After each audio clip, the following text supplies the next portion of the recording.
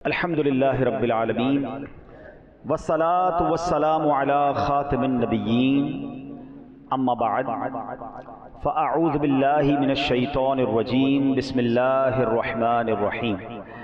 پڑھیے الصلاة والسلام علیک یا رسول اللہ وعلی آلک واصحابک یا حبیب اللہ۔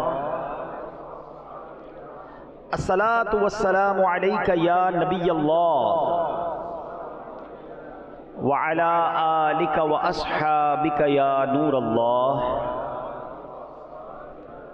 درود پاک پڑھنے کے بے شمار فضائل و برکات ہیں۔ معراج ہی کی رات میرے آقا مدینے والے مصطفیٰ صلی اللہ علیہ وسلم جب رب کی بارگاہ میں حاضر ہوئے تو آپ نے سیدنا صدیق اکبر رضی اللہ عنہ سے ملتی جلتی ایک آواز سنی، اور اس آواز میں کہا جا رہا تھا قف یا محمد ان ربک یصلی، اے محبوب انتظار فرمائیے آپ کا رب صلاۃ فرماتا ہے۔ آپ علیہ السلام نے غور کیا، سوچا دل ہی دل میں ربی یصلی، کیا رب بھی نماز پڑھتا ہے؟ تو آپ سے ارشاد فرمایا گیا اے محبوب وہ اللہ پاک ہے جو خود بھی اور اس کے فرشتے بھی آپ پر درود بھیجتے ہیں۔ یعنی یہاں صلاۃ سے مراد نبی پاک پر درود بھیجنا ہے۔ اچھا، اس سے پہلے کہ میں اس کو اور مزید ڈیفائن کروں، بڑی خوبصورت عشق والی بات علماء نے کہی کہ میرے آقا معراج کی شب جب تشریف لے گئے وہاں پر تو حضرت ابوبکر صدیق کی آواز میں، آج کل آرٹیفیشل انٹیلیجنس کا زمانہ ہے اور کسی کی بھی آواز میں کچھ بھی کہلوا لیں، اب سائنس اس نتیجے پر پہنچی ہے کہ آپ کی وائس کا سیمپل مل جائے، بس ایک سیمپل چاہیے انہیں، آپ پورا بیان کروا لیں، کوئی سٹیٹمنٹ دلوا لیں، وہ ویڈیو بنوا لیں، بن رہی ہیں دنیا میں، مگر آفٹر 100 ہم کہیں تو 1400-1500 سال بعد سائنس یہاں پہنچی ہے۔ اور خدا نخواستہ میں یہ نہیں کہہ رہا کہ وہ آرٹیفیشل انٹیلیجنس تھی، میرے رب کی قدرت کا نظارہ تھا۔ یعنی نبی پاک سے جو کلام کیا گیا، علماء نے اس پر ڈیبیٹ کی ہے کہ وہ کلام صدیق اکبر رضی اللہ عنہ کی آواز میں کیوں کیا گیا؟ تو فرمایا گیا چونکہ وہ نئی جگہ تھی، نیا مقام تھا، نئی آواز سن کر بندہ بعض اوقات کنفیوز ہو جاتا ہے، لیکن اپنے چاہنے والے اپنے قریبی دوست کی آواز سنے تو کچھ انسیت سے فیل ہوتی ہے، بندہ کمفرٹیبل ہو جاتا ہے۔ تو رب نے جو کلام فرمایا، جو ابتدائی طور پر غیب سے آواز آئی، وہ جو آواز کا ٹیکسچر تھا، جو آواز مماثلت رکھتی تھی، وہ سبحان اللہ نبی پاک کے سب سے قریبی ساتھی صدیق اکبر رضی اللہ عنہ کی آواز جیسی آواز تھی۔ اس آواز میں، اس سمجھیے کہ ساؤنڈ کے ٹیکسچر میں نبی پاک سے بات کی گئی۔ اچھا، اب یہاں ایک اور بات سمجھنی ہے، کیا فرمایا گیا کہ آپ کا رب اور فرشتے بھی آپ پر درود بھیجتے ہیں، اور یہی بات قرآن مجید فرقان حمید میں اللہ کریم نے ایک اور جگہ ارشاد فرمائی، بسم اللہ الرحمن الرحیم، ان اللہ وملائکتہ یصلون علی النبی یا ایھا الذین آمنوا صلوا علیہ وسلموا تسلیما۔ درود پاک پڑھ لیں، صلی اللہ علی النبی الامی وآلہ صلی اللہ علیہ وسلم صلاۃ و سلام علیک یا سیدی یا رسول اللہ۔ اب ذرا سمجھیے گا، اس جو آیت درود ہے، علماء فرماتے ہیں یہ آیت درود بھی ایک روایت کے مطابق شب معراج ہی کو نازل ہوئی ہے۔ اچھا، اس آیت کو مزید تھوڑا سا سمجھنا ضروری ہے، جیسے میں نے جو واقعہ سنایا شب معراج کا کہ اللہ اور اس کے فرشتے درود بھیجتے ہیں، اس آیت کا ترجمہ بھی ایسا ہی ہے کہ بے شک اللہ اور اس کے فرشتے نبی پر درود بھیجتے ہیں، اے ایمان والو ان پر درود اور خوب سلام بھیجو۔ تو اللہ بھی درود بھیج رہا ہے، اللہ کے فرشتے بھی بھیج رہے ہیں، اور ہمیں بھی کہا گیا ہے، لیکن ایک بائفرکیشن کی ہے علماء نے، ایک تطبیق کی ہے جس کو سمجھنا بہت ضروری ہے۔ ہمارا اور فرشتوں کا درود بھیجنا کیا ہے؟ ہم اللہ کی بارگاہ میں دعا کرتے ہیں کہ اے اللہ ہمارے آقا و مولا جناب رسول اللہ صلی اللہ تعالی علیہ وسلم پر اپنی رحمتیں نازل فرما۔ مگر اللہ تبارک و تعالیٰ کا درود بھیجنا کیا ہے کہ رب تو خود رحمت نازل کرنے والا ہے نا، تو اللہ رحمتوں کو نازل فرماتا فرماتا ہے ہم اور فرشتے دعا کرتے ہیں اللہ کی بارگاہ میں. تو یہ فرق سمجھنا ضروری ہے کہ رب کا درود بھیجنا کیا ہے اور ہمارا درود بھیجنا کیا ہے. مگر ایک بڑی خوبصورت بات اس سے شان مصطفیٰ صلی اللہ علیہ وسلم ظاہر ہوتی ہے کہ قرآن پاک میں بہت سارے احکام ہیں. there are so many orders in Quran Majeed Furqan Hamid about نماز, about زکوٰۃ, روزے کے حوالے سے بہت ساری باتیں ہیں. مگر کہیں بھی رب نے یہ نہیں فرمایا کہ میں بھی یہ کام کرتا ہوں, فرشتے بھی کرتے ہیں, میرے بندو تم بھی شامل ہو جاؤ. there is one and only. درود پاک ایک ایسی عبادت ہے جس کے بارے میں رب نے فرمایا کہ اللہ بھی درود بھیجتا ہے, فرشتے بھی درود بھیجتے ہیں, اے مومنو تم بھی درود و سلام میں شامل ہو جاؤ. بات سمجھ نہیں, نبی پاک کا مقام اور مرتبہ سمجھیے. اچھا ایک اور بڑی خوبصورت بات, یہاں جو عربی گرامر کو سمجھتے ہیں, یہاں لفظ لایا گیا یصلون. یہ نہیں کہا گیا کہ اللہ اور اس کے فرشتوں نے ایک بار درود بھیج دیا, اے بندو تم بھی درود بھیجو. لفظ یصلون اس بات کو ڈسکرائب کرتا ہے, ڈیفائن کرتا ہے کہ یہ کنٹینیوسلی کام ہونے والا ہے. یعنی اللہ اور اس کے فرشتے مسلسل درود بھیج رہے ہیں. یعنی نبی پاک کو میرے آپ کے درود پاک کی حاجت نہیں ہے, ادھر تو کروڑوں رحمتیں ہر آن نازل ہو رہی ہیں. سچی بات یہ میرے اور آپ کے بھاگ جگائے گئے ہیں کہ اللہ اور اس کے فرشتے درود بھیج رہے ہیں, میرے بندو تم بھی شامل ہو جاؤ. اپنے بھاگ جگا لو, اپنے کام بنا لو, اپنی بگڑی بنا لو. ہمیں چانس دیا گیا ہے. ہماری میمنی زبان میں کاروباری جملہ کہتے ہیں کہ کوئی کہ کھٹائی نہ ہوئے تو نا, ہلو یار ان کے بھی کوئی 100 ڈیڈی بھی کھٹی ہوئے ہیں, اس کو بھی تھوڑا موقع دے دو. آپ اس لینگویج میں سمجھیں کہ ہمیں تو چانس دیا گیا ہے تاکہ ہم درود پڑھیں تو ہماری بگڑی بن جائے, ہمارے کام سیدھے ہو جائیں, ہماری مشکلیں آسان ہو جائیں, ہماری دعائیں قبول ہو جائیں. تو try to understand the importance of درود پاک. تو بہت محبت سے درود پاک پڑھنا ہے اور اپنی عادت بنانی ہے. ایک بار پھر محبت کے ساتھ درود پاک پڑھ لیں. صلو علی الحبیب صلی اللہ تعالی علی محمد صلی اللہ علیہ وسلم. شاعر کہتے ہیں نا, ہر درد کی دوا ہے صلی علی محمد, تعویذ ہر بلا ہے صلی علی محمد, محبوب کبریا ہے. میرے ساتھ پڑھیں گے نا, صلی علی محمد, کیا نقش خوشنما ہے صلی علی, قرب خدا ہو حاصل جنت میں ہو وہ داخل جس نے لکھا پڑھا ہے صلی علی محمد. جنت مقام ہوگا, دوزخ حرام ہوگا گر دل پہ لکھ لیا ہے صلی علی محمد. اس کی نجات ہوگی, رحمت بھی ساتھ ہوگی, جو پڑھ کے مر گیا ہے صلی علی محمد. جانے بھی دھو ارم کو, رضوان نہ روک ہم کو, سینے پہ لکھ لیا ہے صلی علی محمد. ہر درد کی دوا ہے صلی علی محمد, تعویذ ہر بلا ہے صلی علی محمد. جو درد لا دوا ہو یہ گھول کر پلا دو. بہت سارے درد ہوتے ہیں, بہت ساری بیماریاں دوا نہیں ہوتی, ڈاکٹر بھی کہتے ہیں بڑا مشکل ہے. شاعر کہتا ہے جو درد لا دوا ہو یہ گھول کر پلا دو, کیا نسخہ ہے شفا ہے صلی علی محمد. ایک بار پھر درود پاک, صلو علی الحبیب صلی اللہ تعالی علی محمد صلی اللہ علیہ وسلم. نوری محفل پہ چادر تنی نور کی, نور پھیلا ہوا آج کی رات ہے, چاندنی میں ہے ڈوبے ہوئے دو جہاں, کون جلوہ نما آج کی رات ہے. مانگ لو چشم تر مانگ لو, درد دل اور حسن نظر مانگ لو, ہیں سبز گنبد کے سائے میں گھر مانگ لو, مانگنے کا مزہ آج کی رات ہے. کیونکہ شاہ دولہا بنا, ہاں میرے آقا کو دولہا بنایا گیا, نبی پاک کو خوب نوازا گیا.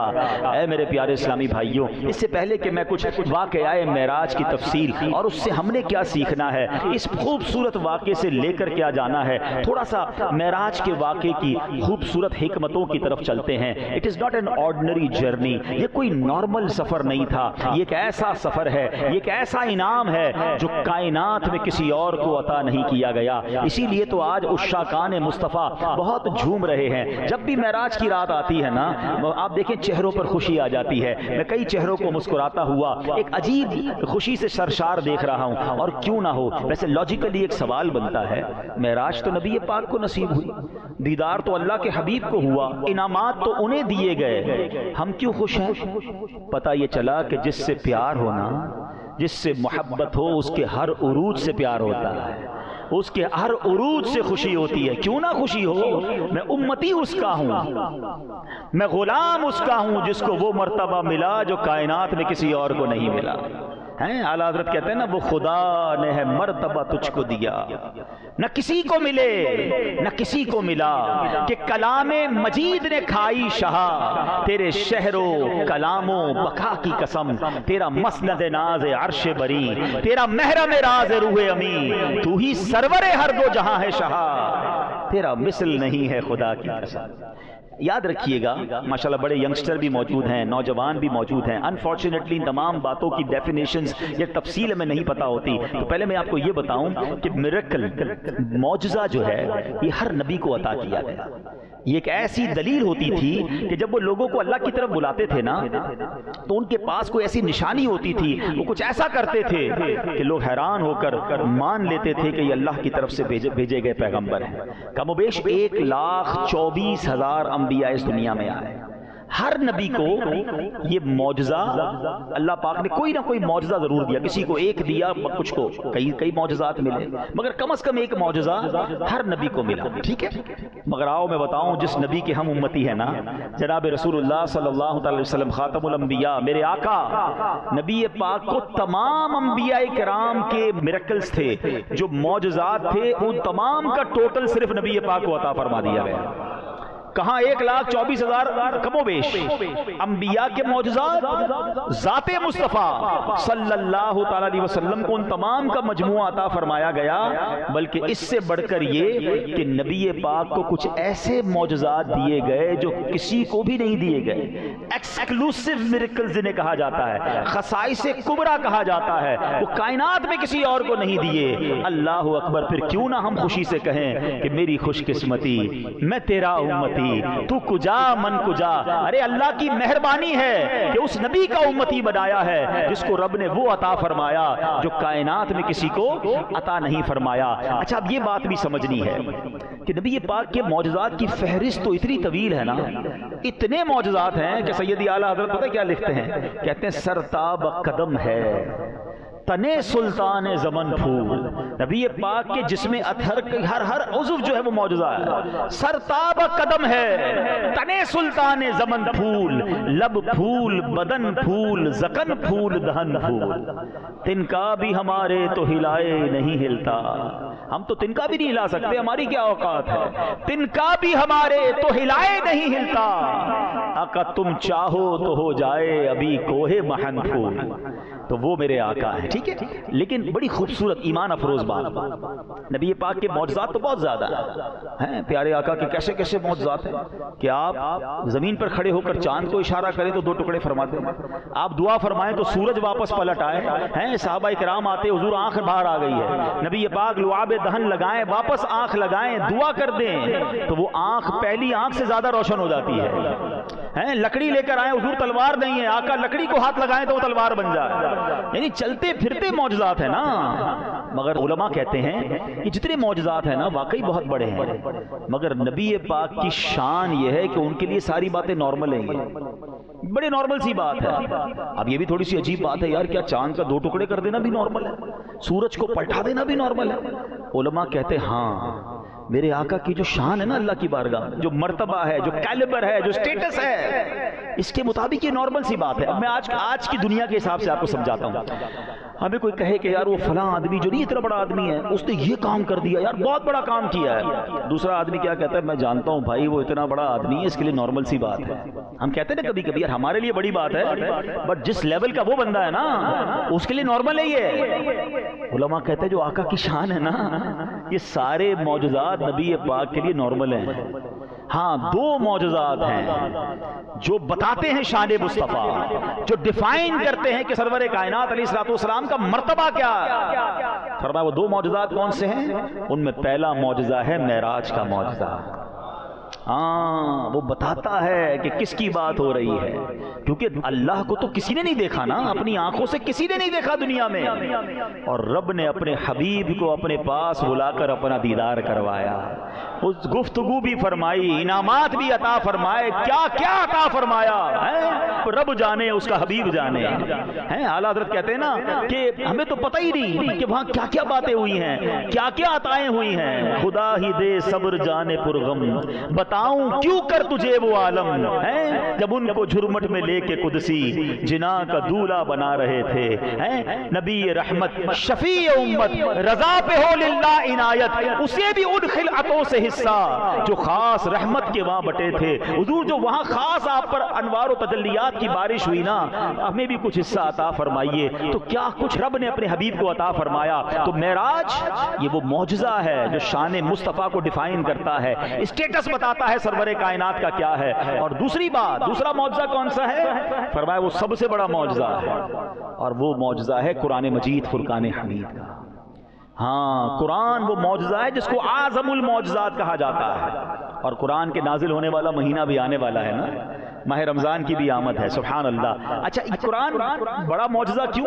بہت ساری وجوہات ہیں، مگر ایک بات سمجھاؤں، اگر اس قرآن کو ہم کسی پہاڑ پر بھی نازل کرتے نا تو خشیت الہی کے سبب وہ ریزہ ریزہ ہو جاتا۔ It means there were no place, کائنات میں کوئی جگہ ہی نہیں تھی کہ جہاں قرآن نازل ہو سکتا، پہاڑ بھی نہیں اٹھا سک رہا تھا، اس کی ہیبت، اس کا بوجھ، اس وحی کی طاقت، تو پھر قرآن کہاں نازل کیا گیا؟ سبحان اللہ، قلب مصطفیٰ، سینہ مصطفیٰ کو وہ طاقت عطا فرمائی رب نے کہ قرآن ان کے سینے پر نازل فرمایا گیا۔ ہاں 40 سال کی عمر تھی نا، اللہ اکبر، یا رسول اللہ صلی اللہ علیہ وسلم، یا غوث اعظم دستگیر۔ اب کیا ہوا؟ غار حرا ہے، پہلی وحی نازل ہونے والی ہے، وحی کا بوجھ آنے والا ہے نا، سینہ مصطفیٰ کو چاک کیا گیا۔ اوپن ہارٹ سرجری کی بات کرتے ہو نا، آج کہتے ہیں سائنس نے بڑی ترقی کی ہے، یہ بھی معجزہ مصطفیٰ ہے۔ 4 بار نبی پاک کے سینے کو کھولا گیا، کوئی درد نہیں، کوئی نشان نہیں۔ یہاں ڈاکٹرز بھی بیٹھے ہیں، پوچھو ان سے یہ کیسا آپریشن تھا کہ سینے کو بھی کھولا، قلب مبارک کو بھی کھولا، اس میں نور بھی بھر دیا گیا نبی پاک کے جسم اقدس پر کوئی نشان نہیں، کوئی درد نہیں ہے۔ اور اس کے بھی ریزن علماء نے بیان کیے کہ جو غار حرا میں قلب مصطفیٰ میں نور داخل کیا گیا، یہ پریپیئر کیا گیا سرکار دو عالم علیہ الصلوۃ والسلام کو کہ اب کلام اللہ نازل ہونا ہے، اب وحی نازل ہونی ہے، وہ اس کی جو ہیبت ہے، جو اس کی طاقت ہے، اس کو سبحان اللہ نبی پاک کے قلب اقدس کو اٹھانے کا وہ اور مزید برکتیں مل جائیں۔ بالکل اسی طرح جب نبی پاک کو رب کی بارگاہ میں لے جایا گیا نا، ہاں یہ بھی وہ سفر تھا، بڑی سائنس کی بات کرتے ہیں نا لوگ کہ جناب ٹائم ٹریول کی بات ہوتی ہے، سپر سونک ایئر کرافٹ کی بات ہوتی ہے، جناب مہینوں کا سفر دنوں میں۔ اب بتایا جا رہا ہے کہ کوئی نیا ایئر کرافٹ لا رہے ہیں جو اسپیس میں جائے گا، پھر واپس نیچے آئے گا، پاکستان سے ٹریول ہوگا، 2 گھنٹے میں امریکہ پہنچ جائیں گے۔ اتنی ترقی جناب سائنس نے، ہو سکتا ہے کوئی آج کا ماڈرن نوجوان کہتا کہ جناب سائنس نے تو اتنی ترقی کر لی، ہم نے تو کتابوں میں یہ پڑھا ہے کہ ہر نبی کو اس کے دور کے مطابق معجزہ دیا گیا۔ تو آپ کے نبی کے پاس جو آخری نبی ہیں، کوئی سائنس کا جواب بھی ہے، کوئی سائنس کے مطابق بھی معجزہ ہے کیا؟ اس سے بڑھ کر کوئی بات ہے؟ ارے دنیا کتنی تیزی سے سفر کر لے، آؤ میں بتاتا ہوں میرے مصطفیٰ کے سفر کی تیزی کا عالم کیا تھا۔ ہاں نبی پاک، اچھا پہلے یہ سمجھ لو یہ انعام کتنا بڑا ہے، یہ جو معراج ہے نا، نبی پاک کو رب کا جو دیدار کرایا گیا، it's not an ordinary thing. اچھا اول تو اللہ کا دیدار کرنا ہی آسان نہ تھا نا، کلیم اللہ ہیں حضرت موسیٰ، کلیم اللہ ہے نا، بات کرتے تھے، وائی از کالڈ کلیم اللہ، بات کرنے والے کو، کلام کرنے والے کو کہتے ہیں نا کلیم، اللہ سے بات کرتے تھے۔ اچھا دنیا کا بھی دستور ہے کہ جب آپ کسی سے بات کریں اور اس سے پیار بھی ہو، اس کی رسپیکٹ بھی ہو، تو آپ کے دل میں تمنا جاگتی ہے کہ یار جس سے بات کر رہا ہوں اس کو دیکھ بھی تو لوں، باتیں تو ہو رہی ہیں مگر دیکھا ہی نہیں ہے۔ تو آپ کلیم اللہ ہیں، اللہ سے باتیں کرتے تھے۔ اب اللہ کی بارگاہ میں ریکویسٹ کی کہ یا اللہ میں تجھے دیکھنا چاہتا ہوں، میرے مولا اپنا دیدار تو کرا دے۔ اچھا وہ بڑی ایکسپیکٹیشن کے ساتھ انہوں نے یہ بات کہی ہوگی، مگر ارشاد کیا ہوا؟ لن ترانی، اے موسیٰ تم مجھے نہیں دیکھ سکتے۔ ریکویسٹ انکار ہو گیا، اب کیا ہوا؟ فرمایا کہ ٹھیک ہے، کوہ طور پر اللہ کریم کی ایک تجلی نازل کی جائے گی، اللہ کا دیدار نہیں، نور کی ایک تجلی، ریفلیکشن۔ اب حضرت موسیٰ نے جب اس کو دیکھا نا تو اس قدر اس کی ہیبت تھی کہ آپ بے ہوش ہو گئے، وہ نور کی تجلی کو برداشت نہ کر سکے، بے ہوش ہو گئے۔ اچھا، کلیم اللہ کہہ رہے ہیں اللہ دیکھنا ہے، جواب کیا ہے؟ لن ترانی۔ آج سمجھ لو کلیم اللہ اور حبیب اللہ میں فرق کیا ہوتا ہے۔ ہاں، understand the difference between claim Allah and Habib Allah. Claim Allah request کر رہے ہیں، انکار ہو رہا ہے، ڈینائل ہے، اور ادھر جبریل امین کو بھیجا جا رہا ہے کہ میرے حبیب کو میرے پاس لے آؤ۔ اب اتنا مشکل کام، اتنا ڈیفرنٹ کہ وہاں وہ دیدار بھی نہیں کر پائے۔ اب یہ صلاۃ والسلام میں جو شعر پڑھتے ہیں نا، آج آپ کو ذرا صحیح طریقے سے سمجھ آ جائے گا۔ شاعر کہتے ہیں کہ فرق مطلوب و طالب کا دیکھے کوئی، قصہ طور و معراج سمجھے کوئی۔ Try to understand the difference between طور and معراج۔ قصہ طور و معراج سمجھے کوئی بے ہوش جلووں میں گم ہے کوئی، کس کو دیکھا یہ موسیٰ سے پوچھے کوئی، آنکھ والوں کی ہمت پہ لاکھوں سلام۔ یہ شان ہے میرے آقا کی، ٹھیک ہے۔ اچھا، اب بلایا کس شان سے گیا یہ بھی ذرا سمجھنا ہے۔ 15ویں پارے کی پہلی آیت ہے، سبحان اللہ، جہاں معراج کے واقعے کا کیا شاندار انداز میں ذکر ہے۔ بسم اللہ الرحمن الرحیم۔ سبحان الذی اسری بعبدہ لیلا من المسجد الحرام الی المسجد الاقصی۔ آسان ترجمہ قرآن کنز العرفان، پاک ہے وہ ذات جس نے اپنے خاص بندے کو رات کے کچھ حصے میں مسجد حرام سے مسجد اقصی تک سیر کرایا۔ ٹھیک ہے، اب ذرا سمجھیے گا بات کی۔ جب بھی پروٹوکول دیکھیں، اس پورے سفر کا جو خوبصورت پروٹوکول ہے نا، کہ اب آپ نے کسی شخصیت کو، نارمل آدمی کو بلانا ہو، مثال کے طور پہ آپ نے اپنے آفس سے کسی بندے کو بلانا ہے، آپ کیا کہتے ہیں؟ ذرا گھر پہ آ جانا یا آفس آ جانا، آپ کو پتہ خود ہی آ جائے گا، موٹر سائیکل پہ آ جائے گا، رکشہ کرا کے آ جائے گا، آپ بادر نہیں کرتے کیسے آئے گا۔ کسی مہمان کو بلانا ہو، با عزت شخصیت کو بلانا ہو، آپ کہتے ہیں حضور کنوینس کا انتظام ہے یا ورنہ میں اپنی گاڑی بھیج دوں۔ اچھا، یہ بھی ایک نارمل حد تک ہے، لیکن واقعی کوئی بہت اہم شخصیت ہے تو آپ اپنی گاڑی بھیجتے ہیں۔ اور اس سے بھی زیادہ کوئی بیلوڈ، کوئی بہت ریسپیکٹفل آپ کے پیر صاحب ہوں، آپ خود جاتے ہیں، یا اپنے گھر کے کسی مین آدمی کو بھیجتے ہیں کہ بھائی جا کر بزرگوں کو ادب سے لے آؤ، ہے نا۔ یہ پروٹوکول دنیا میں بھی ہے۔ اللہ کریم نے اپنی بارگاہ میں اپنے حبیب کو بلانا تھا تو بلانے کے لیے بھیجا کس کو؟ فرشتوں کے سردار ہیں، روح الامین، جبریل امین، وہ آ رہے نبی پاک کے پاس۔ اچھا، کمال دیکھیں کہ پیارے آقا تو آرام فرما رہے تھے، ام ہانی رضی اللہ تعالیٰ عنہ کے گھر نبی پاک آرام فرما رہے ہیں۔ اچھا، اس معراج کی بہت ساری حکمتیں ہیں، میں پچھلے بیانات میں حکمت معراج پر بہت بات کر چکا ہوں، تو میں آج بہت زیادہ حکمتوں پر بات نہیں کروں گا، مگر ایک بڑی خوبصورت بات، یہ جو سال تھا نا، جس سال نبی پاک کو معراج کروائی گئی، ٹھیک ہے، اس کو عربی میں عام الحزن کہتے ہیں، غموں کا سال۔ اس سال بڑے غم لگے تھے نبی پاک علیہ السلام۔ حضرت خدیجہ کا انتقال اسی سال ہوا تھا، نبی پاک کے چچا ابو طالب کا انتقال بھی اسی سال ہوا۔ یہی وہ سال تھا جب نبی پاک کو طائف کے میدان میں معاذ اللہ پتھر برسائے گئے تھے۔ یعنی ہر طرف سے مشکلات، ہر طرف سے ڈیفیکلٹیز، غم۔ ہمارے یہاں کیا ہوتا ہے، ہمارے فیملی میں اگر کسی کو کوئی بڑا غم لگ جائے، ہمارے کسی فیملی ممبر کو کسی کا انتقال ہو جاتا ہے بعض اوقات، یا کسی بڑے حادثے سے کوئی گزرتا ہے، ٹراما میں ہوتا ہے، تو ہم کیا کرتے ہیں کہ یار اس کو ذرا تھوڑی سی کہیں سیر کراؤ، یا اس کو کوئی اچھا سا گفٹ دو، اس کو اس غم سے نکالنا ہے، مل کے ذرا اس کے اندر ہیپینس داخل کریں۔ یہ ٹراما میں ہے، یہ تکلیف میں ہے، ہم اپنے کسی قریبی ساتھی کو غم میں نہیں دیکھ سکتے، فیملی ممبر کو ہم غم میں نہیں دیکھ پاتے، ہم کہتے ہیں بڑا غمگین ہے یار، کچھ کرو اس کے لیے۔ آئے ہائے ہائے، اب سمجھو میرے رب کو اپنے حبیب سے پیار کیسا ہے۔ حبیب غمزدہ ہے نا صلی اللہ تعالی علیہ وسلم، نبی پاک کے دل اقدس پر غم ہے، اس غم کا مداوع کیا کیا گیا کہ رب نے انہیں معراج عطا فرما دی، اپنا دیدار کروایا، اپنا مہمان بنایا۔ اور سنو، سواری کون سی بھیجی؟ دنیا کی کوئی سواری نہیں تھی، جنت کی سواری براق بھیجا گیا، نبی پاک کو براق پر سوار کروا کر۔ اچھا، ٹریول کی سپیڈ کیا تھی؟ آج لوگ کہتے ہیں یار سپورٹس کار بڑی تیز چلتی ہے، ارے اس سے زیادہ جناب جاپان کی ٹرین بتاتے ہیں وہ 500 کلومیٹر کی رفتار سے چلتی ہے، ارے جناب بڑی فاسٹ ایئر کرافٹ آ گئے ہیں۔ سنو، یہ کیسا سپیڈی ٹریول تھا کہ نبی پاک اس رات مسجد اقصی بھی گئے، انبیاء کی امامت بھی کی، انبیاء سے ملاقات اور گفتگو بھی کی۔ پہلے آسمان پر پہنچے، وہاں نبیوں سے ملاقات، دوسرے تیسرے چوتھے پانچویں چھٹے ساتویں آسمان، پھر سدرۃ المنتہا پر پہنچے جہاں جبریل امین بھی پیچھے رہ گئے، کہتے حضور آگے میں بھی نہیں جا سکتا، کوئی آگے نہیں جا سکتا۔ اب اللہ کے حبیب علیہ الصلوۃ والسلام آگے جاتے ہیں اور سبحان اللہ رب کی بارگاہ میں پہنچ جاتے ہیں، اللہ سے ہم کلام ہوتے ہیں، 50 نمازیں عطا ہوتی ہیں، پھر واپس آتے ہیں۔ طویل واقعہ ہے، حضرت موسیٰ کے کہنے پر پھر جاتے ہیں۔ لوگ کہتے ہیں نبی پاک کو ایک بار دیدار نصیب ہوا، ارے اس ایک رات میں کتنی بار دیدار نصیب ہوا کہ بار بار جاتے ہیں اور 5 نمازیں بھی کروا لی، جنت کے طبقات بھی دیکھے، دوزخ کے طبقات بھی ملاحظہ فرمائے، عذاب بھی دیکھے۔ یہ سارا ٹریول کر کے میرے آقا جب واپس آتے ہیں تو حدیث کی کتابوں میں لکھا ہے جس بستر کو چھوڑ کے گئے تھے وہ بستر ابھی بھی گرم تھا، وضو کیا تھا پانی بہ رہا تھا، آقا واپس آئے پانی اس وقت بھی بہ رہا تھا۔ یہ سارے کام سیکنڈوں میں ختم ہو جاتے ہیں۔ آج ٹھنڈی رات آپ بستر سے اٹھیں، تھوڑی دیر بستر گرم رہتا ہے، اس کے بعد بستر نارمل ہو جاتا ہے، وضو کریں، پانی کتنی دیر بہتا ہے؟ چند سیکنڈ بہتا ہے، پھر رک جاتا ہے۔ اس کا مطلب یہ ہوا کہ سرور کائنات یہ صدیوں کا سفر کر کے واپس آئے ہیں، مگر وقت وہیں رکا ہوا ہے،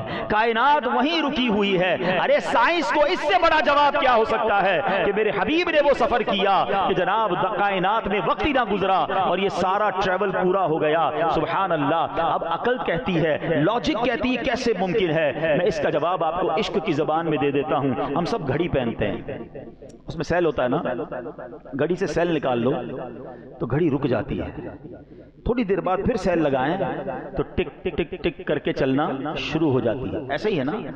دراصل بات یہ ہے کہ میرے آقا اس کائنات کی جان ہے، وہ جو نہ تھے تو کچھ نہ تھا، وہ جو نہ ہو تو کچھ نہ ہو، کیوں؟ جان ہے وہ جہان کی، جان ہے تو جہان ہے۔ ارے جب کائنات کی جان ہی چلی گئی تھی تو کائنات رک گئی تھی، آقا سفر کر کے واپس آئے، کائنات نے پھر چلنا شروع کر دیا۔ تو یہ معراج ہے، ہاں یہ شان ہے میرے آقا کی، یہ ٹریول کروایا گیا، یہ انعامات دیے گئے۔ اچھا آج ہم معراج مصطفیٰ کو ایک اور انداز سے سمجھتے ہیں، خوبصورت باتیں ہیں انشاءاللہ، اب آپ سنیں گے تو اندازہ ہوگا کہ معراج کی رات نبی پاک، پہلے ایک بات سمجھیے، یہ معراج کا جو ٹریول ہے صرف ایک واقعہ نہیں ہے، ایکچولی پورا نصاب ہے۔ ہاں اگر اس کو پورے چیپٹر کی طرح پڑھا جائے نا، سبق کی طرح پڑھا جائے تو یہ پورے سفر میں اتنی باتیں سیکھنے کے لیے ہیں کہ ہماری عقل حیران ہو جاتی ہے۔ انفارچونیٹلی ہمیں دنیا بھر کے بہت سارے واقعات، ہسٹوریکل ایونٹس پتہ ہیں، ہمارے بچوں کو پتہ نہیں کتنے جو نا دنیا بھر کے لوگوں کے واقعات پتہ ہیں، مگر خود نبی پاک کی سیرت اور آپ کے معجزات کے بارے میں ہم کم جانتے ہیں۔ میں 2-3 واقعات کی 2-3 باتیں ڈسکس کر سکوں گا، لیکن اس کو کنٹینیو پڑھنے کی حاجت ہے، سیرت مصطفیٰ کی کتابوں میں بھی ضرور پڑھیں۔ معراج کی روایات میں یہ ہے کہ جب نبی پاک علیہ الصلوۃ والسلام مکہ مکرمہ سے مسجد اقصیٰ پہنچے۔ اچھا یہ بھی بڑا ریلیونٹ کوسچن ہے کہ جب رب نے اپنے پاس بلانا تھا تو مسجد اقصیٰ کیوں لے جایا گیا؟ ڈائریکٹ نبی پاک آسمانوں کی طرف چلے جاتے، سدرۃ المنتہا پہنچ جاتے، بیت المقدس کیوں لے جایا گیا؟ سبحان اللہ۔ تو وہاں نبی پاک کے آپ کے شان اور آپ کے مقام کے اظہار کے لیے آپ کو بلایا گیا۔ کائنات کی سب سے عظیم جماعت، کائنات کی سب سے عظیم، یوں سمجھے کہ نبی پاک کو امامت عطا کرنی تھی، یہ کیسی نماز تھی، یہ کیسی جماعت تھی کہ سارے انبیاء مسجد اقصیٰ میں موجود ہیں اور صفے بنائے کھڑے ہیں، انتظار ہے امام کا، اور نبی پاک پہنچتے ہیں۔ جبریل امین نے نبی پاک کے ہاتھ مبارک کو پکڑا اور نبی پاک کو مصلی کی طرف بڑھا دیا۔ میرے آقا نے امامت فرمائی، صف بصف کھڑے ہیں انبیاء، مصطفیٰ امام ہو گئے۔ سبحان اللہ، یہ کیسی نماز تھی؟ سیدی اعلیٰ حضرت فرماتے ہیں نا کہ فرماتے ہیں نماز اقصیٰ میں تھا یہی سر، سر کہتے راز کو، کیا راز تھا؟ نماز اقصیٰ میں تھا یہی سر، عیاں ہو معنائے اول آخر، پتہ چل جائے دنیا کو کہ کون اول ہے کون آخر ہے، دست بستہ پیچھے حاضر جو سلطنت آگے کر گئے تھے، یعنی بڑے بڑے انبیاء جو آپ سلطنت کر کے گئے مگر میرے نبی کے پیچھے ہاتھ باندھے کھڑے ہیں۔ پوری دنیا کو یہ میسج دینا تھا کہ آپ امام الانبیاء ہیں، آپ خاتم الانبیاء ہیں، آپ کا جو مرتبہ ہے وہ کائنات میں کسی اور کا نہیں ہے۔ اور سبحان اللہ، یہاں نبی پاک کو نماز کے بعد پیاس محسوس ہوئی، اب ذرا سمجھیے، تو اب جبریل امین نے 2 پیالے پیش کیے آپ کی بارگاہ میں، 2 پیالے پیش کیے گئے، ایک دودھ کا اور ایک پاکیزہ شراب کا، کہ دونوں میں سے کچھ بھی چوز کر لیں۔ تو پیارے آقا علیہ الصلوۃ والسلام نے دودھ کو قبول فرمایا۔ جبریل امین نے کیا کہا؟ الحمدللہ الذی ہداک الفطرۃ، تمام تعریفیں اللہ پاک کے لیے جس نے آپ کو فطرت یعنی نیچر کی طرف رہنمائی فرمائی۔ لو اخذت الخمر غوت امتک، اگر آپ شراب کا پیالہ قبول فرماتے تو آپ کی امت گمراہ ہو جاتی۔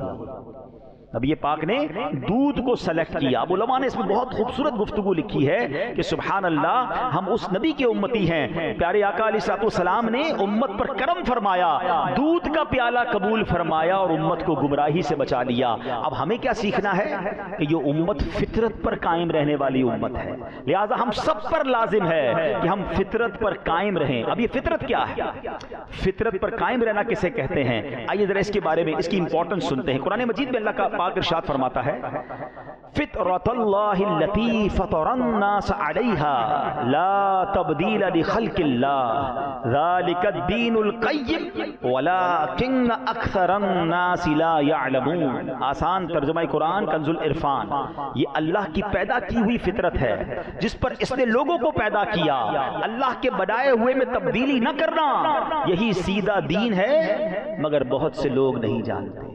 پتا چلا کہ دین جو ہے نا ہمارا، یہ دین فطرت ہے، یہ نیچر سے ہٹ کے نہیں ہے۔ باقی سب نیچر سے ہٹ کے جو ادھر ادھر رائٹ لیفٹ چلے جاتے ہیں، میں آگے بتاؤں گا آپ کو۔ اللہ کریم نے مجھے اور آپ کو دین فطرت عطا فرمایا ہے، سبحان اللہ۔ اب ذرا غور سے سنیے گا حدیث پاک، ما من مولود الا یولد علی الفطرہ، اللہ کے نبی فرماتے ہیں ہر بچہ فطرت پر ہی پیدا ہوتا ہے۔ آگے کیا فرمایا؟ فَأَبَوَاهُ يُهَوِّدَانِهِ أَوْ يُنَصِّرَانِهِ، یعنی اس کے ماں باپ ہوتے ہیں، اس کے پیرنٹس ہوتے ہیں جو اسے یہودی یا نصرانی بنا دیتے ہیں۔ ماں باپ کو دیکھ کر، رشتہ داروں کو دیکھ کر پھر وہ کوئی اور مذہب اختیار کرتا ہے۔ اس کو اور اچھی انداز سے سمجھیے گا۔ ایک جو آج کل ایتھیزم بہت بڑھ رہا ہے، بدقسمتی سے دنیا میں لوگ دین سے ہی بیزار ہوتے جا رہے ہیں، اللہ کو بھی نہیں مانتے، دین کو بھی نہیں مانتے۔ تو ایک بار کیا ہوا، امام جعفر صادق، ایک بندہ آیا جو کہتا ہے میں کسی دین کو نہیں مانتا، میں اللہ کو بھی نہیں مانتا، معاذ اللہ، ایتھیزم والا تھا، ایتھیسٹ تھا، دہریہ جس کو کہتے ہیں۔ تو آپ نے کہا کبھی تم نے سمندری سفر کیا ہے؟ کہتا ہاں کیا ہے۔ کوئی خوفناک واقعہ تمہارے ساتھ پیش آیا ہے؟ کہتا ہاں بڑا خوفناک واقعہ۔ فرمایا بتاؤ کیا واقعہ تھا؟ کہتا واقعہ یہ تھا، سمندر میں جا رہا تھا، کشتی بھی تھی، ملاح بھی تھا جو کشتی چلانے والا تھا، اچانک طوفان آ گیا، بڑی خطرناک موجیں آئیں، میری کشتی پرخچے اڑ گئے اور ملاح بھی ڈوب گیا۔ میں پریشان، میں نے ایک تختہ پکڑ لیا، تختے کو لے کر چلتا رہا، آخر کار وہ تختہ بھی ٹوٹ گیا۔ اب اتنا بڑا سمندر، میں اکیلا، پھر بھی میں تیرتا رہا، اچانک موجیں آئیں، موجوں نے اٹھا کر مجھے ساحل پر پھینک دیا اور میں بچ گیا۔ امام جعفر صادق رحمۃ اللہ تعالیٰ نے کیا فرمایا، ذرا سنیے گا۔ آپ نے فرمایا کہ جب تم سمندر میں اترے تھے تمہیں کشتی پر اور ملاح پر اعتماد تھا، کشتی چلانے والے پر۔ اس کے بعد کشتی تمہاری پرخچے اڑ گئی، ٹوٹ گئی، پھر تم نے تختہ پکڑ لیا، تمہیں تختے پر اعتماد تھا۔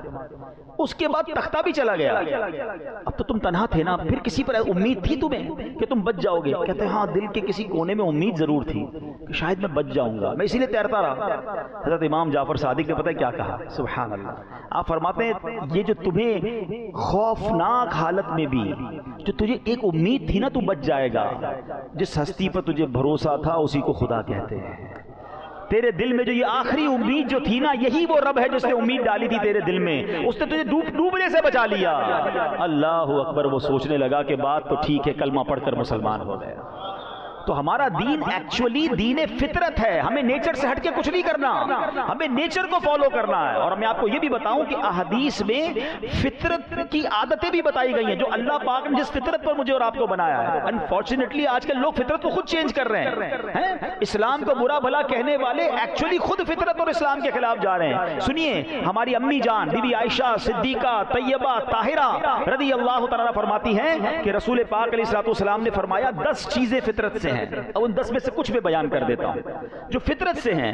فرمایا مونچھیں چھوٹی کرنا، داڑھی کو بڑھانا، مسواک کرنا، ناک میں پانی چڑھانا، ناخن کاٹنا، بغل اور ناف کے نیچے کے بالوں کو صاف کرنا، فرمایا پانی سے استنجا کرنا، یہ سب انسانی فطرت میں سے ہیں۔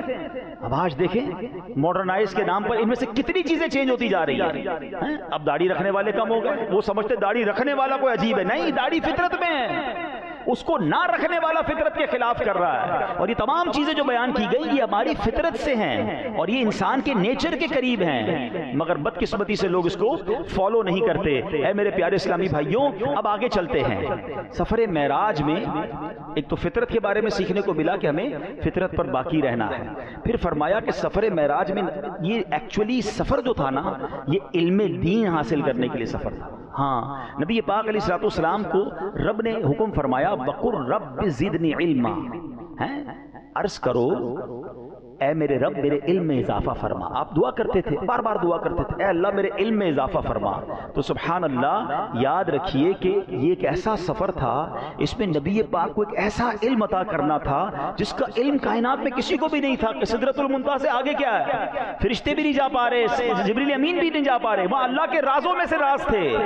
تو نبی پاک کو ایک ایسا علم عطا کرنا تھا جو کائنات میں کسی اور کو نہیں تھا، چونکہ نبی پاک دعا کرتے تھے کہ اے اللہ میرے علم میں اضافہ فرما، تو رب نے اپنے حبیب کے علم کی وسعتوں کو بڑھانے کے لیے انہیں معراج کا سفر عطا فرمایا، سدرۃ المنتہا سے بھی آگے بلایا۔ اور سنو کتنا علم دیا پیارے آقا علیہ الصلوۃ والسلام کو رب نے، کون کون سے علوم عطا فرمائے، خود قرآن میں فرمایا فَأَوْحَى إِلَىٰ عَبْدِهِ مَا أَوْحَى، پھر اس نے اپنے بندے کو وحی فرمائی جو اس نے وحی فرمائی، یعنی جو اس نے فرمانا تھا، جو عطا فرمانا تھا اپنے بندے کو عطا فرمایا۔ سبحان اللہ، یعنی کیا راز کی باتیں ہوئیں، کیسے کیسے علوم عطا کیے گئے، اس کے بارے میں عقل تو گم ہو جاتی ہے۔ اے میرے پیارے اسلامی بھائیوں، نبی پاک علیہ الصلوۃ والسلام خود فرماتے ہیں، سنو علم کیسا ملا، کہ میں جب پردہ غیب میں پہنچا تو میرے منہ میں ایک قطرہ ٹپکایا گیا جو برف سے زیادہ ٹھنڈا اور کستوری سے زیادہ خوشبودار تھا۔ اس قطرے میں اولین و آخرین یعنی اگلے پچھلوں کا علم تھا جو میرے دل میں ڈال دیا گیا۔ ہائے ہائے ہائے سبحان۔ اس مفہوم کی ایک اور حدیث پاک ترمذی شریف میں ہے جس میں پیارے آقا علیہ الصلوۃ والسلام نے فرمایا مشرق و مغرب یعنی ایسٹ اینڈ ویسٹ کے درمیان میں جو کچھ ہے وہ سب میں نے جان لیا۔ اچھا، اب عجیب و غریب ڈیبیٹ ہوتی ہے آج کل، پتہ نہیں کیوں لوگ کنفیوژن پھیلاتے ہیں۔ اچھا دو باتیں کر لیتا ہوں، چلیں ماشاءاللہ سفر معراج کی باتیں تو جاری ہیں، کچھ عقیدے کی بھی کلیریفیکیشن، کچھ کنفیوژن کی بھی کلیریفیکیشن ہونی چاہیے۔ اچھا جب شب معراج آتی ہے نا، ماشاءاللہ ہماری مسجد فل ہے، اور کیوں آئے ہیں آپ سب؟ آپ کو نبی پاک سے محبت ہے، آج کی رات آپ خوش ہیں، عاشقان رسول کے چہرے جھوم رہے ہیں۔ آج سچی بات ہے، کہتے ہیں ہم بھی ہواؤں میں اڑ رہے ہیں کہ ہمارے آقا پر ایسی مہربانی ہوئی ہے اور ہم ان کے امتی ہیں، اور ہونا بھی یہی چاہیے، جس سے پیار ہو اس کے ہر عروج سے پیار ہوتا ہے۔ مگر آج کی رات بھی کچھ لوگ کنفیوژن پھیلا رہے ہوتے ہیں کہ جناب یہ جو معراج تھی نا یہ فزیکل نہیں تھی، یہ تو خواب میں ہوئی تھی۔ ٹھیک ہے جناب، پتہ نہیں کیا پرابلم ہے، جب بھی نبی پاک کی شان بیان ہوتی ہے کچھ لوگوں کو ٹینشن شروع ہو جاتی ہے۔ اچھا یہ جھگڑا آج سے نہیں ہے، یہ پرابلم اسی زمانے سے ہے۔ اب میں آج کلیئر کر دیتا ہوں آپ کو، بچے نوجوان کافی سارے آئے ہوئے ہیں۔ 27 رجب کی صبح نبی پاک علیہ الصلوۃ والسلام نے کلیم کیا، اہلیان مکہ کو جمع کر کے، صحابہ کرام بھی تھے اور اس زمانے میں کفار بھی تھے، اتنا اسلام تو پھیلا نہیں تھا، کفار زیادہ تھے، مسلمان تھوڑے تھے۔ تو نبی پاک نے کلیم کیا کہ میں رات کے تھوڑے حصے میں بیت المقدس بھی ہو کر آیا ہوں، آسمانوں کی سیر بھی کر کے آیا ہوں۔ تو صحابہ تو انجوائے کرنے لگے، خوش ہو گئے، وہ تو ایمان رکھتے تھے نبی پاک پر۔ مگر کفار مکہ میں ابو جہل کو یہ پتہ چل گیا، کہتا واقعی آپ رات کے تھوڑے حصے میں ہو کر آ گئے۔ کہا اگر میں اور لوگ جمع کر لوں تو یہی دعویٰ آپ ان کے سامنے بھی کر دیں گے؟ نبی پاک نے فرمایا بالکل کر دوں گا۔ اس بدبخت نے کیا کیا، مکے کے دوسرے کفار کو جمع کیا۔ سنو آؤ آؤ، جو اللہ کا نبی اپنے آپ کو کہتے ہیں کیا کہہ رہے ہیں؟ جیسے نبی پاک کو کہا ذرا دوبارہ فرمائیے، پیارے آقا نے وہی فرمایا کہ میں رات کے تھوڑے حصے میں بیت المقدس سے ہو کر آ گیا۔ حدیث کا خلاصہ بیان کر، انہوں نے زور زور سے ہنسنا شروع کر دیا، مذاق اڑانا شروع کر دیا نبی پاک کا۔ یہ پاسبل ان کو نہیں لگتا تھا کیونکہ فزیکلی وہ ٹریول کتنا تھا۔ اب میں آپ کو اس طرح سمجھاتا ہوں کہ آپ کو عشاء کی نماز میں اس مسجد میں کوئی بندہ امام صاحب کو ملے، امام صاحب کیسے ہیں، ٹھیک ہیں، اور پھر فجر میں آ کر کہے کہ امام صاحب رات میں امریکہ گیا تھا اور فجر میں آ گیا ہوں، امام صاحب کہیں یار جہاز میں بھی جائے گا تو 15 گھنٹے جانے کے 15 گھنٹے آنے کے، رات میں چلا گیا واپس بھی آ گیا، لاجیکلی تو سمجھ نہیں آ رہا ہے۔ اچھا اگر وہ بندہ یہ کہے کہ امام صاحب میں خواب میں امریکہ گیا تھا اور فجر میں واپس آ گیا ہوں، امام صاحب کہیں گے کوئی بات نہیں، میں بھی رات گھومتا ہی رہتا ہوں، میں مدینے جاتا ہوں، تم امریکہ چلے گئے۔ خواب میں تو سارے ہی جاتے ہیں نا، ٹینشن تو نہیں ہے نا، امام صاحب کو بھی کوئی ٹینشن نہیں، نمازی کو بھی کوئی ٹینشن نہیں۔ اب مزے کی بات بتاؤں، یہ ابو جہل نے جو جھگڑا کیا نا، یہ جھگڑا ہی ہمارا آنسر ہے۔ میں آپ سب سے اچھا پہلے میں جھگڑے کی اور ذرا تفصیل بتا دوں۔ پہلے تو اس نے خوب ہنگامہ کیا، اب اس کے دماغ میں خیال آیا کہ نبی پاک کے بہت قریبی ساتھی ہیں ابو بکر صدیق رضی اللہ تعالیٰ۔ اچھا وہ اس کانورزیشن میں اس وقت یہاں موجود نہیں تھے، اپنے گھر میں تھے، کہا آج چلتے ہیں ابو بکر کو بہکا کے آتے ہیں۔ کچھ لوگ پہنچ گئے سیدنا صدیق اکبر کے دروازے پر، دروازہ کھٹکھٹایا، آپ نے دروازہ کھولا، کہا اے ابو بکر بڑے بزنس مین بنتے ہو، تمہاری عقل کے بڑے چرچے ہیں، تمہیں پتہ ہے تمہارے نبی کیا کہتے ہیں؟ کہا کیا فرماتے ہیں؟ کہا وہ کہتے ہیں رات کے تھوڑے حصے میں بیت المقدس ہو کر آ گئے۔ اچھا میں کنفیوژن دور کر دوں نوجوانوں کی کہ کیا واقعی اتنا دور تھا کہ آ نہیں سکتا تھا کوئی؟ اس زمانے میں مکے سے بیت المقدس جانا 1 مہینے کا راستہ تھا، اگر گھوڑے پہ بھی جاتے، اونٹ پہ بھی جاتے، اور تو کوئی ٹریول تھا نہیں نا، 1 مہینہ جانا 1 مہینہ واپس، لاجیکلی تو پاسبل نہیں تھا۔ جیسے ہم سوچ رہے کہ عشاء پڑھ کے امریکہ بھی گیا اور واپس آ گیا، وہ تو 1 مہینے کا راستہ تھا۔ حضرت ابوبکر صدیق کو جب کہا کہ اے ابوبکر پتہ ہے تمہارے نبی کیا کہتے ہیں؟ کہ کیا فرماتے ہیں؟ کہ فرمایا رات کے تھوڑے حصے میں بیت المقدس سے ہو کر آ گئے ہیں۔ صدیق اکبر نے کہا کیا واقعی میرے نبی ایسا کہتے ہیں؟ اچھا ہو سکتا ہے جو سوال کرنے گیا ہو نا، اس نے کہا جناب آج لگتا ہے تیر نشانے پہ پڑا ہے، ابوبکر معاذ اللہ ہل جائیں گے۔ کہاں یہی کہہ رہے ہیں رات کے تھوڑے حصے میں بیت المقدس ہو کر آئے ہیں۔ اچھا صدیق اکبر کی شان دیکھیں، کنفرم کرنے نہیں گئے نبی پاک کے پاس، کہتے ہیں اگر میرے حبیب فرماتے ہیں تو حق فرماتے ہیں، اگر انہوں نے کہا ہے تو سچ کہا ہے۔ یہ مسئلہ حل ہو گیا نا۔ مجھے بتاؤ اس زمانے سے لے کر آج تک جو عاشق معراج کے واقعے پر جھوم رہے ہیں، جو خوش ہو رہے ہیں، وہ صدیق اکبر کی ادا کو ادا کر رہے ہیں، اور آج بھی جو کنفیوژن پھیلا رہے ہیں وہ ابو جہل کی ادا کو ادا کر رہے ہیں۔ غلام مصطفیٰ کا کام ماننا ہے۔ وہ پنجابی لوگ بڑا پیارا جملہ کہتے ہیں، کہتے ہیں اسی منن والے ہیں، سوچن والے نہیں ہیں۔ جب نبی پاک نے فرما دیا تو پھر ماننا ہی ہے نا۔ اچھا اب چلیں، پھر بھی دلیل کی ضرورت تو نہیں ہے، حدیث میں آ گیا، قرآن میں آ گیا، ساڈا کم مننا ہے، مگر پھر بھی چلو لاجیکلی سمجھا دیتا ہوں۔ ابو جہل کا یہ جھگڑا کرنا اور صدیق اکبر کے دروازے تک جانا، یہ کیا بتا رہا ہے؟ کیا نبی پاک کا کلیم یہ تھا کہ میں خواب میں گیا ہوں؟ عقل مند لوگ سمجھے میری بات۔ اگر پیارے آقا نے یہ دعویٰ کیا تھا کہ میں خواب میں گیا ہوں تو جھگڑا کون سا تھا بھائی؟ ہم بھی روز خواب میں گھوم رہے ہوتے ہیں۔ نہیں، نبی پاک کا کلیم ہی یہی تھا کہ میں فزیکلی اپنے جسم اقدس کے ساتھ بیت المقدس بھی گیا ہوں، رب کی بارگاہ میں بھی گیا ہوں۔ یہ جھگڑا بتا رہا ہے کہ سرکار دو عالم نے یہی فرمایا تھا کہ میں جسمانی طور پر گیا ہوں، اور ہمارا عقیدہ بھی یہی ہے۔ مسئلہ حل ہو گیا، ٹینشن کلیئر ہو گیا۔ اچھا اب ایک اور مسئلہ بھی حل کر دوں۔ سبحان اللہ، زندگی میں آپ کے پاس ہر انسان کے کچھ سیکرٹس ہوتے ہیں، کچھ راز ہوتے ہیں، بندہ چھپا کے رکھتا ہے، اور رکھنا بھی چاہیے، ہر کسی کو نہ بتا دیا کرو، پھر بعد میں خود ہی پریشان ہوگا۔ آپ کا کوئی سب سے بڑا سیکرٹ ہے، سب سے بڑا، کسی کو نہیں بتایا، اور آپ کا کوئی اتنا کلوز ہے، اتنا پیارا ہے کہ آپ اپنی زندگی کا سب سے بڑا راز اسے بتا دیں۔ جب آپ سب سے بڑا راز بتا دیں تو کیا چھوٹی چھوٹی باتیں چھپائیں گے اس سے؟ یا تو بتائیں گے نہیں۔ اور اگر آپ سب سے بڑا سیکرٹ بتا دیں گے تو باقی چھوٹی بھی باتیں تو نارمل ہو جائیں گی نا۔ لوگ کہتے ہیں نبی پاک کے پاس علم غیب تھا یا نہیں تھا، علم غیب تھا، اسی بحث میں پڑے ہوئے۔ اللہ کے بندوں اور کام کرو نا یار، اللہ کے حبیب علیہ الصلوۃ والسلام کی شان کم کرنے میں تمہیں ٹائم ملتا ہے؟ میں آپ سے پوچھتا ہوں دنیا کا سب سے بڑا علم غیب کیا ہے؟ دنیا کی سب سے بڑی غیب کیا ہے؟ وہ خود رب کی ذات ہے۔ اللہ سے بڑا کوئی غیب، کیونکہ دنیا میں کسی نے نہیں دیکھا نا۔ What is the meaning of غیب؟ ان سین نالج، جس کو کوئی نہیں دیکھ سکتا۔ غیب اسی کو کہتے ہیں نا، چھپی ہوئی چیز۔ تو سب سے بڑا غیب خود رب کی ذات ہے۔ مجھے ایک بات بتاؤ، رب نے اپنے حبیب کے سامنے اپنے آپ کو نہیں چھپایا، اپنا دیدار کرا دیا، تو پھر کون سا غیب چھپانا ہے؟ یہ پوری بات اعلیٰ حضرت نے کہتے ہیں نا، عقیدہ علم غیب میرے رضا نے ایک شعر میں سمجھا دیا ہے۔ وہ فرماتے ہیں اور کوئی غیب کیا تم سے نہاں ہو بھلا۔ نہاں کہتے ہیں چھپنا۔ حضور اور کون سا غیب آپ سے چھپ سکتا ہے؟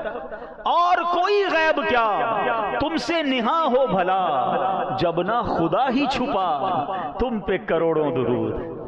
جب خدا نے اپنے آپ کو آپ کے سامنے ظاہر کر دیا تو اب رب نے اور کیا چھپانا ہے؟ تو سبحان اللہ، رب نے اپنے حبیب کو بہت کچھ عطا فرمایا ہے، بہت سارے غیب کے علوم عطا فرمائے۔ ہاں یہ فرق سمجھنا ہوگا، جو لوگ کنفیوز ہوتے ہیں علم غیب میں، اللہ کے پاس جو علم ہے نا وہ اس کا اپنا ہے، ذاتی ہے، رب نے کسی سے علم نہیں لیا ہے، یہ فرق سمجھ لو۔ اور اللہ کے نبی کو رب نے جو علم دیا ہے وہ اللہ نے عطا فرمایا، جتنا رب نے عطا فرمایا ہے اتنا عطا فرمایا ہے۔ تو یہ کمپیریزن نہیں ہے، یہ ماد اللہ سے ملانا نہیں ہے۔ باپ بیٹے کو جو بھی دے وہ بیٹے نے باپ سے لیا ہے، خدا نہ خواستہ نبی پاک اور اللہ کے بارے میں یہ بلا تمثیل سمجھا رہا ہوں، دنیا کی مثال کے ذریعے سمجھا رہا ہوں کہ اگر باپ یا سیٹھ اپنے نوکر کو یا باپ اپنے بیٹے کو کچھ دیتا ہے تو وہ دیتا ہے، ہوتا اس کا ہے۔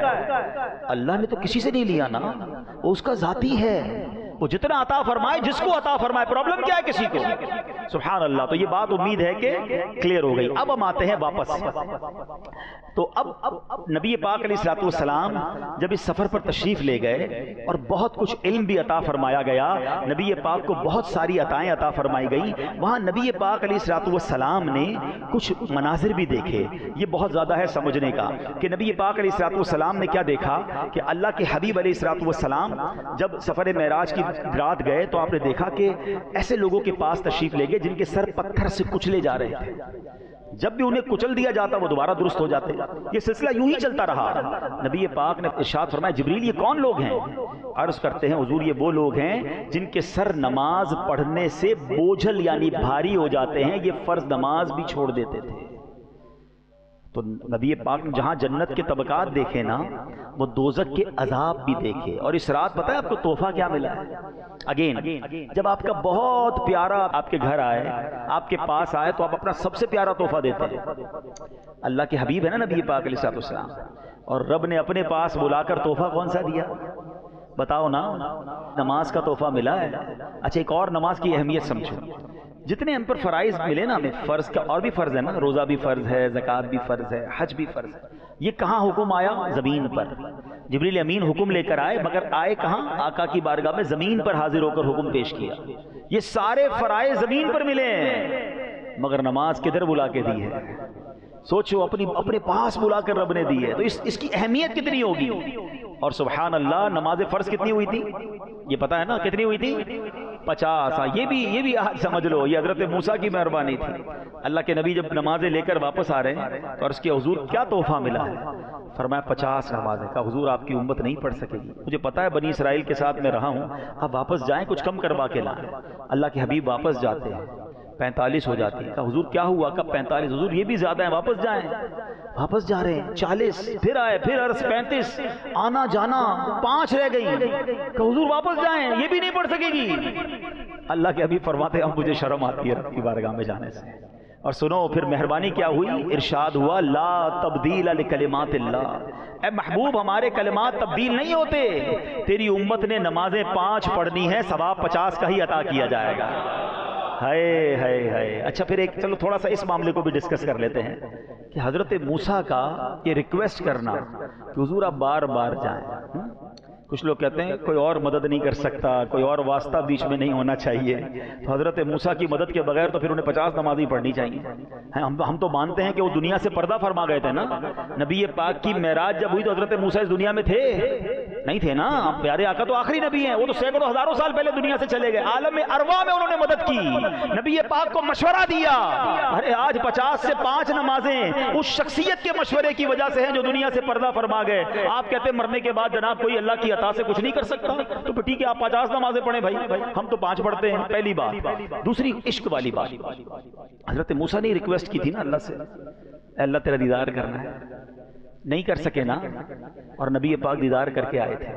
علماء کہتے ہیں یہ بار بار بھیجنے میں حضرت موسیٰ کا بھی ایک معاملہ تھا، کوئی بندہ مدینے نہ جا سکتا ہو، آج کی زبان میں تڑپ رہا ہو، اور کوئی مدینے سے ہو کر آئے، کعبہ دیکھ کر آئے، لوگ کہتے ہیں تمہاری آنکھیں ہی دیکھ لوں، تمہاری آنکھیں مدینہ دیکھ کر آئی ہیں، میں ان آنکھوں کو چوم لوں جن آنکھوں نے کعبہ دیکھا ہے۔ ایسا ہوتا ہے نا، عشق والے جو لوگ ہوتے ہیں کہتے ہیں حضرت موسیٰ نے رب کو نہیں دیکھا تھا، نبی پاک تازہ تازہ دیدار کر کے آئے تھے، وہ ان آنکھوں کو دیکھتے تھے کہ حضور دوبارہ جائیے نا دیدار کر کے آئیے، وہ دوبارہ دیدار کر کے آتے، حضرت موسیٰ پھر ان آنکھوں کو دیکھ رہے تھے۔ یہ بار بار آنا جانا بتا رہا ہے کہ حضرت موسیٰ کیا چاہ رہے تھے۔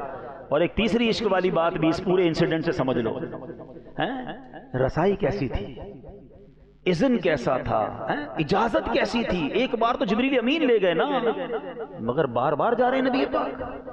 سمجھ رہے بات؟ تعلق کیسا ہے؟ کسرے دنا تک کس کی رسائی، جاتے یہ ہیں آتے یہ ہیں، ارے پھر جاتے ہیں پھر آتے ہیں. اتنا بڑا مقام کہ جب چاہیں رب کی بارگاہ میں حاضر ہو جائیں. سمجھو مقام مصطفیٰ کیا ہے صلی اللہ تعالی علیہ وسلم. تو پتا چلا کہ یہ اچھا ایک اور بڑی عشق والی بات.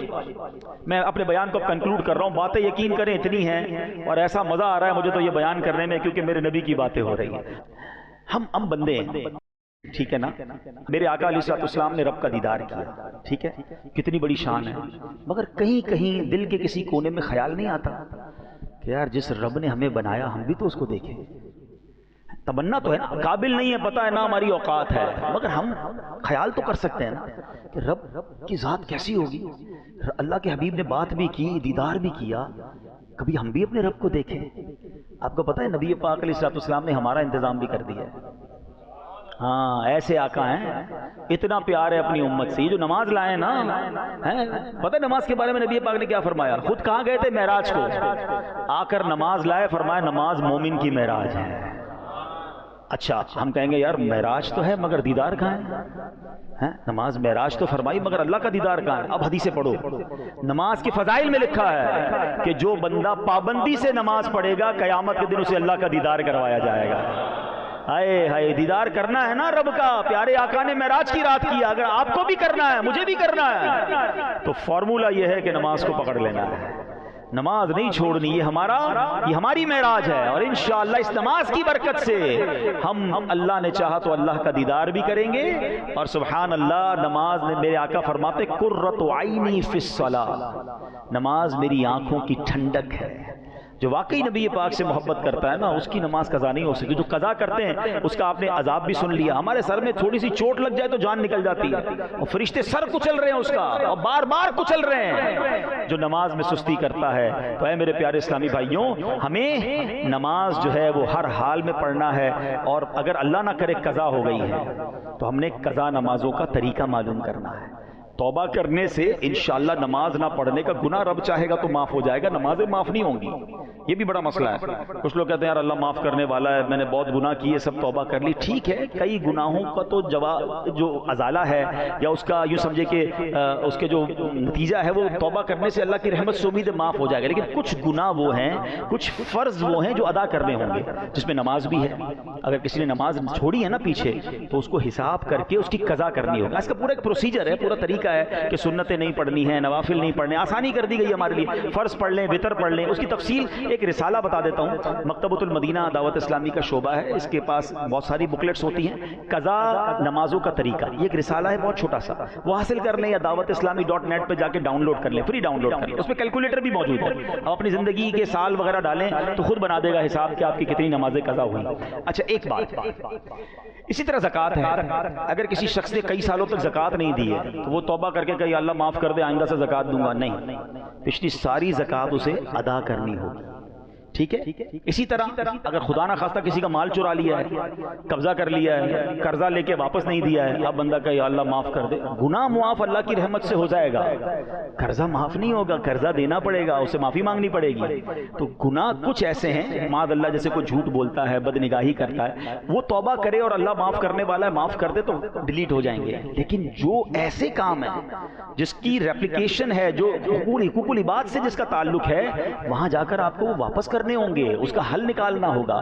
تو نماز ان میں سے ایک ایسا فرض ہے کہ توبہ بھی کریں، آئندہ کوئی نماز قضا نہ ہو اس کا بھی نظام بنائیں، اور اگر پچھلی قضا ہو گئی ہیں تو اس کا اہتمام کریں. اللہ کی رحمت سے امید ہے. ہاں یہ الگ بات ہے کوئی سوچے یار میری 40 سال کی 30 سال کی نمازیں نہیں ہیں، اب کیسے پڑھوں گا، زندگی تھوڑی رہ گئی. میرا رب بڑا کریم ہے، آپ پڑھنا شروع کر دیں، اور بندہ اس دوران اگر چلا بھی جائے نا دنیا سے تو اللہ کی رحمت سے امید ہے اچھے راستے پر چل پڑا تھا، رب انشاءاللہ اس پر بھی کرم فرما دے گا. مگر کرنے والے والے تو بنے نا، انٹینشن تو کریں کہ بھئی اب میں قضا بھی کروں گا اور اگلی انشاءاللہ ادا بھی کروں گا۔ تو الحمدللہ عز و جل ایسی پیاری باتیں دعوت اسلامی کے پیارے ماحول میں سکھائی جاتی ہیں۔ ہمیں نماز کی پابندی کا درس دیا جاتا ہے، عشق رسول کا درس دیا جاتا ہے، اللہ رسول سے جڑنے کا درس دیا جاتا ہے۔ تو اس مدنی ماحول سے وابستہ رہیں۔ روایتوں میں آتا ہے، حضرت ابو ہریرہ رضی اللہ عنہ فرماتے ہیں جو کوئی 27 رجب کا روزہ رکھے اللہ عز و جل اس کے لیے 60 مہینوں کے روزوں کا ثواب لکھے گا۔ سیدنا سلمان فارسی رضی اللہ عنہ سے مروی ہے، اللہ پاک کے آخری نبی محمد عربی صلی اللہ علیہ وسلم نے فرمایا رجب میں ایک دن اور رات ہے، جو اس دن روزہ رکھے اور رات کو قیام کرے تو گویا اس نے 100 سال کے روزے رکھے، اور یہ رجب کی 27 کی رات ہے۔ اللہ پاک ہم سب کو عمل کرنے کی توفیق عطا فرمائے، آمین بجاہ النبی الامین صلی اللہ تعالی علیہ وسلم۔